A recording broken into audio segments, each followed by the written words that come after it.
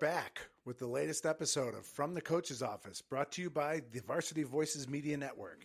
I am Dan Fravoletti, and as always, I'm here with my co-host, Joe Fravoletti.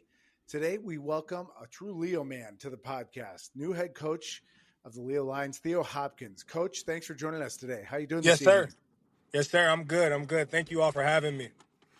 Well, congratulations on the new job, and it's exciting always to talk to new head coaches. You know, I always wonder when there's a change like this in place, and when you get there, and you said you've been there a couple months, what was job one? What was the first thing you wanted to do when you accepted the position as a head coach? What did you feel like you had to get done first?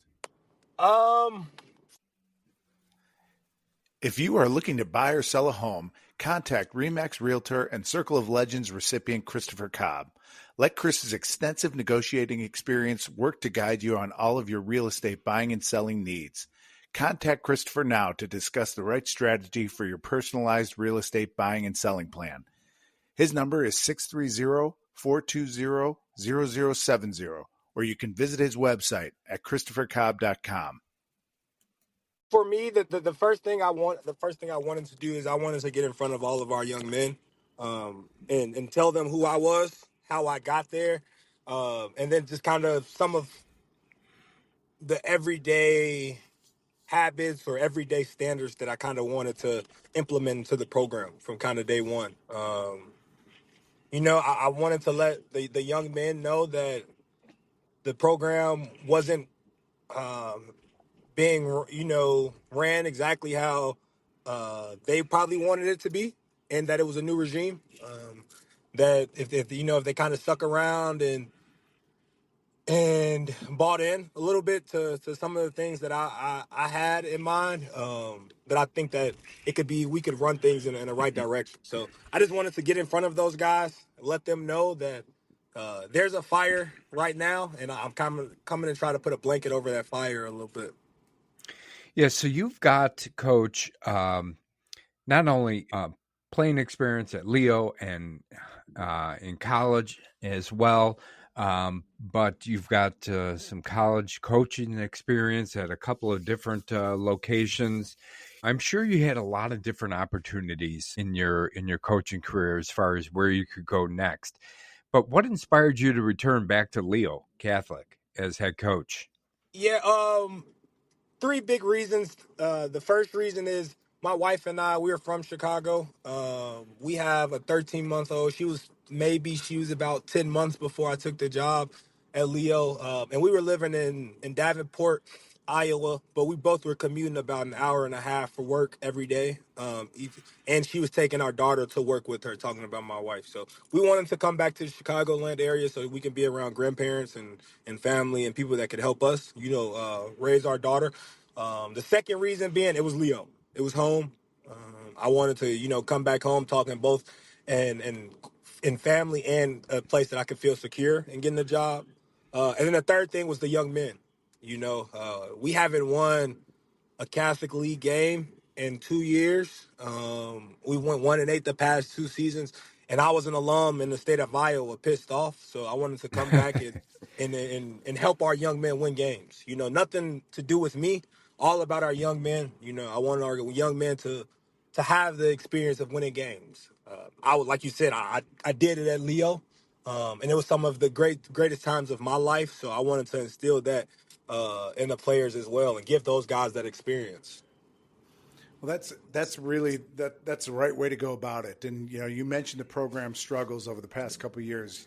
Joe and I watched a lot of these games and watched a lot of Leo games last year, and we both saw glimpses, positive plays, drives, stops, some explosive plays. Mostly on the offensive side of the ball, but you probably watch a lot of film, and what do you see as that gives you hope? On the field, as far as maybe watching film and thinking about returners, that gives you hope for the future. Honestly, it's not the film that I've watched. It's me being around the young men, seeing what's between their ears a little bit, how they talk, what their aspirations and their dreams are. And from what I can tell from our young men, those guys just really want to work and they want to win games. You know, they want to be kids. They want to be football players. So that's what I see. That's the optimism.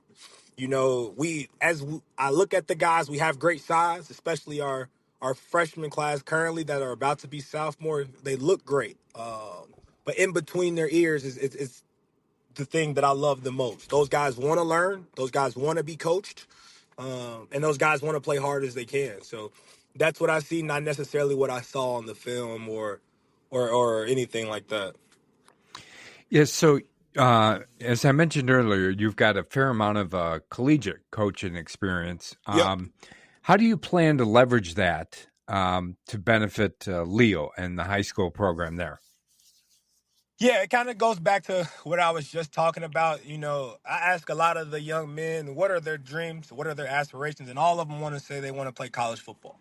Mm-hmm. So I kind of hold guys to the standard of a college football team. You know, we've been lifting weights for the past 2.5 months. And one thing that we do is we print out the workout and we hang it on the wall. So those guys are saying, you know, Coach, what's the workout? Don't ask me. It's hanging on the wall. You know, that's something that you would do in a college uh, weight system. You won't ask your strength and conditioning coach what the workout is. He probably gave you the sheet or is hanging up. You'd already do that type of stuff.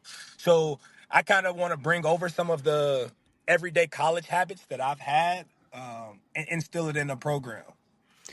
Yeah. So, a lot of the players, as you just mentioned, they do want to go on and play in college. I mean, that's probably a goal of theirs, an objective of theirs. And you've got some interesting experience where you can give them maybe some advice as far as that goes. But so, what advice do you give your players about recruiting and the challenges of college exposure? Yeah, the two things that I would say is your someone else's recruitment isn't your recruitment. You know, a lot of players, not even just talking at Leo, just a lot of young men in the high school level, they see a young man getting an offer and they're like, why aren't I getting that offer? Well, everybody's different. So you have to go through your own race when it comes to the recruitment. And then the next thing that I would give them is you want to hear out every opportunity. Because I went to Illinois State at first and then I transferred to Quincy. I remember being a high schooler looking down on Quincy while I was in high school because I had the D1 or bust mindset. And then I ended up going to a Division II school, and it was still great ball. So that's a big thing. Hey, listen to every opportunity, right? You have to figure out what are things that are important to you in the recruiting game. You know, your everyday life, not just the football aspect of things. Coach, you mentioned that you've been in the weight room with the guys and for Yep. the past 2.5 months. If there's an aspect of the team that you've realized over your early time there that has the most potential for growth, whether it's numbers in the program or performance in the weight room, maybe it's skill development or schemes, where do you see like, man, we can make tremendous strides here, in the first year with something that we can control? What aspect of the team do you think has the most potential? You mentioned some size, but is it getting bigger and stronger? No, no, it's actually funny. The two things that I think that we have the most potential to be better at are being better teammates. That's something that I don't think that Leo has had in a while. We aren't necessarily good teammates. How we talk to each other are things that have to become better. So being better teammates, and then the next one is just the positivity. You know, I think that those are two strides that we can control. We can control how we talk to each other, not talking at someone, talk to each other. We can control that. And then the next one is being a good teammate, rooting on someone, not just breaking them down, and not comparing each other. You know, we're all on the same team. So I think personally, if we learn how to become great teammates, we'll be a damn good football team. And I think we could be a damn good football team pretty fast. So Leo's got a great history, Coach, Yep. and a great alumni community that is very, very supportive of the institution and of the different programs there. So, how are you kind of leaning into that, and what role does kind of the Leo community have in your coaching strategy or program development strategy? Yeah, the first thing, I took the job, and then like three. Sorry if that you guys hear my daughter in the background. No That's good. worries.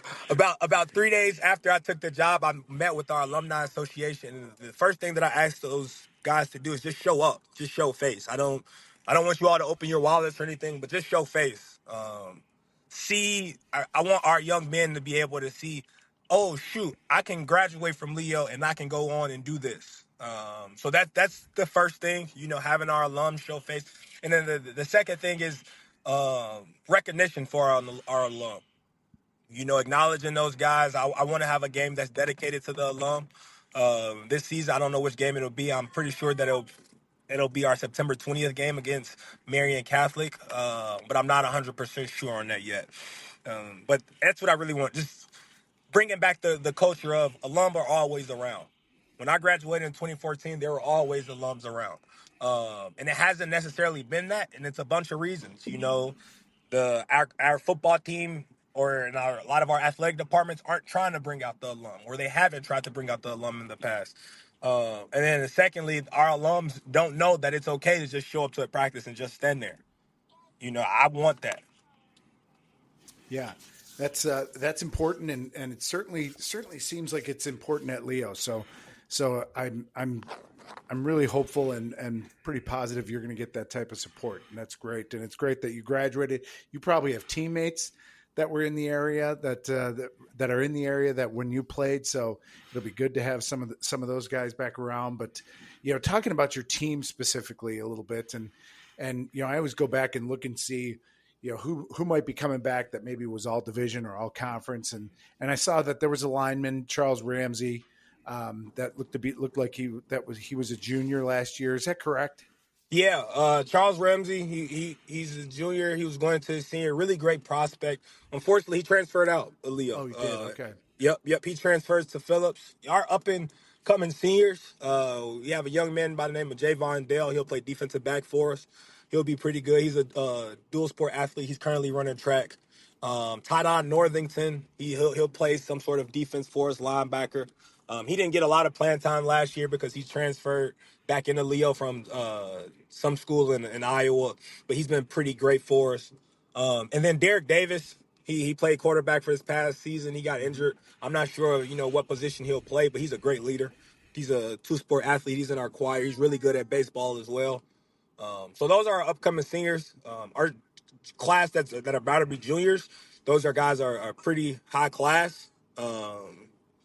So I'm excited, but I'm really excited, about our. Sorry. I'm really excited about our freshman class about to be sophomores. That's You great. you thought Go you ahead. had some we thought you had good numbers on the freshman group last year. Is that the case? Did you have a pretty big group of kids? Yeah, we did. About 30 of those guys are planning on returning. We have 65 guys in our huddle currently. Okay. And I think our numbers are going to be about 40, 45 guys I'm hoping for, truly. This is something I'm okay with being on the interview. There's some guys that right now that they believe that they're football players. I don't think that they're football players. They aren't going to be to the standard that I want our program to be at. So unfortunately, they may get ran off. And I think you have to cut some ties, some dead weight before we can get to the max potential that I think that we can reach. Yeah, so that's a big challenge, Coach, and not just for you and Leo, but for a lot of programs within the Chicago Catholic League. So if you're looking forward at future years, how do you get more of those kids in the program, in the Leo program, and come to Leo that are those type of athletes, those type of football players that you want? Yeah, I think two things. One is the parents. We just had our incoming freshman meeting this past Monday, and I talked to the parents more so than I talked to the young men. Telling the parents that I need them. I need them to make sure that their sons are at a practice that's when it's 100 and some odd degrees, or that their young men are doing this, and this. That hey, you have to be able to tell your son it's going to be tough. right now, but you'll get past it. And Coach Hop and the coaching staff, they just have the best interest for you. And then the second thing is the young men have to know that I care and I love those guys to death. I've done it since I've been here. I just did it today. A young man was trying to go out on our alumni field and get some work in, and he had his school pants on. I took off my sweats and I said, you need to put these on. You aren't getting the best out of yourself in your school pants. Put on some sweats or put on some shorts. And I have a pair of sweats that you can have. And those guys love that. Those guys are like, oh shoot, Coach Hop he wants us to get the best out of him. So those two things, the parents and then me just sacrificing for those guys. Hey, what's wrong? Sorry. That's all right. Well, that's a great attitude and a great way to show leadership for your team. You mentioned your coaching staff. As recent as I think February or March, you were still kind of filling it out. How's it taking shape? Yeah, it's going pretty well. I think varsity level that we're pretty much set. We have some alums. We have some alums on our staff. The quarterback that I played with my senior year, he's a junior. He was younger than me, by the name of Latrell Giles. He's a Northern Michigan grad. He's going to be our quarterbacks coach. A young man by the name of Damari Owens, who's been coaching at Leo for a while. I think he's a 2018 grad. He'll coach our younger level, and he'll also, work with our linebackers. So the good thing is we have some guys with some stories. Every young man at Leo, they want to go on and play college football if that's the sport that they play. However, everybody's journey to do play college football is different. We have a coach by the name of Zeram Jackson. He's a Gwendolyn Brooks grad. His journey to college football was crazy. He went out to College of the Desert to go play JUCO ball in the Wild Wild West, right? And then he went to Kansas Wesleyan, but he still graduated, went through the full journey, and he's able to give his insights to our players. Believe it or not, Coach, I've got a College of the Desert shirt. We go out there for vacation sometimes. So yes, when you said that, I thought, I think I have one of their shirts. Yeah. Yeah. So, Coach, one more question, and then we'll let you go. And this is a question Dan and I have asked of several of the coaches that we've interviewed within the Chicago Catholic League. But if we're doing this same interview 1 year from now, what do you hope that we are talking about as far as Leo football is concerned, and what's happened over the past year? Yeah, one, I would hope that you talk to some of the teams that we play, and those guys talk about how hard we played this year compared to last. That's something that I would love to change, just about how hard and physical this football team is. I'm a very blue-collar guy, and that's how I want it to be for our team. And then the next thing is I would hope that a year from now, if we spoke, you'd all would say, damn, I think next year they're going to be pretty good. It's just some way of constant improvement. Yeah, and sometimes it's measured in different ways, right? For sure. The very first play, the very first offensive play last season for Leo, we got to delay a game. And you had all summer to prepare. And you get a delayed game on the first offensive snap coming out of kickoff.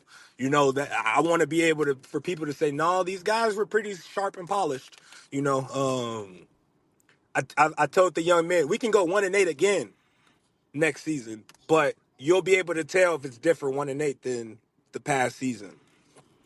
Yeah, well said. Well, Coach, we want to thank you for your time and for joining us today on this edition of From the Coach's Office. Again, we're presented by the Varsity Voices Media Network.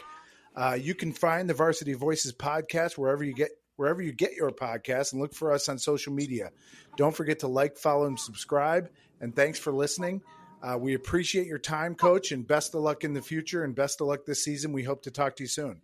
Yes, sir. I appreciate it. Again, sorry about hopping on late and my daughter in the background, but I really do appreciate we this. Appreciate it. We know you got a full plate, so we appreciate any time you can give. Yes, sir. Thank you, guys. Yeah, thank you.